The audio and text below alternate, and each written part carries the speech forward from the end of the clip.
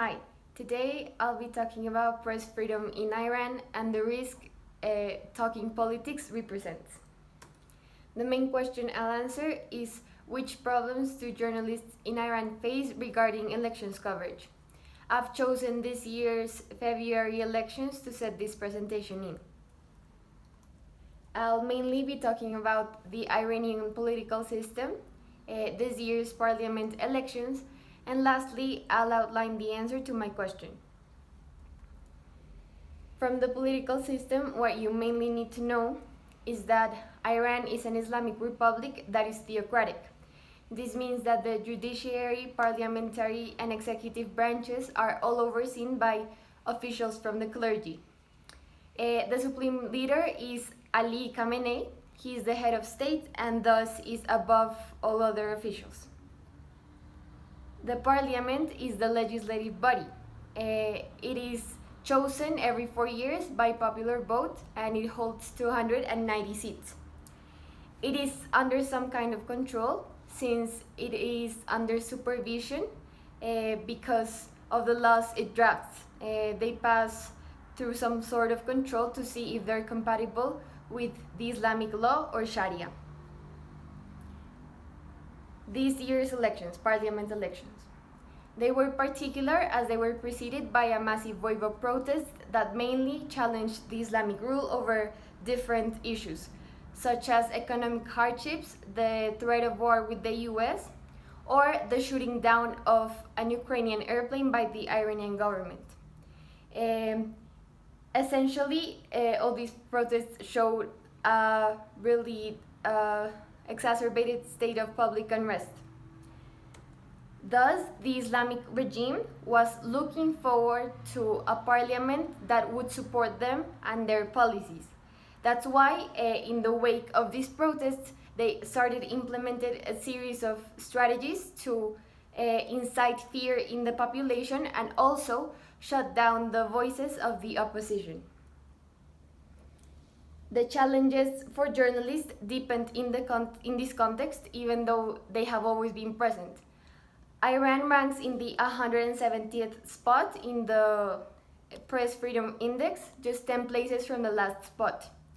This year's February elections brought a series of challenges to the well-being and professional development of journalists. The first of these was the inspection and surveillance by government agents. As the Center for Human Rights in Iran, CHRI, reported, some journalists, like Pehman Musari, for instance, were summoned by intelligence agents for questioning. Not only that, but many of them reported that they had their homes raided and their equipment taken away. One journalist even told this same center that his family had been targeted and questioned as well. Particularly, and this leads us to our next challenge, most of the harassed journalists were very social media active. According to the CHRI, at least 10 of them were harassed and some of them were even denouncing corrupt candidates in the elections through their social media accounts. Voices of America reported that they were called in for questioning to explain their posts to the officials. This is not the first time that the Iranian government has had a problem with communication through social media. In fact, in previous protests, they have even shut down the internet to prevent communications through this means. Additionally, editors have faced a lot of pressure. First of all, they have been pressured into inciting and preventing their journalists from criticizing the Islamic regime, either through their personal social media accounts or through the official means of the newspaper, for example, that they work on. In addition, many of them have been censored through some ambiguous tactics because they have been detained under claims that they are spreading false news, for instance, or that they are threatening national security. Many people say that these claims are not very clear and they have not soundproof to back them up, but rather that they're ambiguous and maybe a veiled way to censor these editors by the Islamic regime. One editor was even fined around $21,000 for offending a deputy governor, as the Association of Iranian Journalists in Tehran reported. All of these situations have resulted in a reduced coverage of the elections because journalists are in fear that the regime will retaliate against them, against their workplaces, or even their families.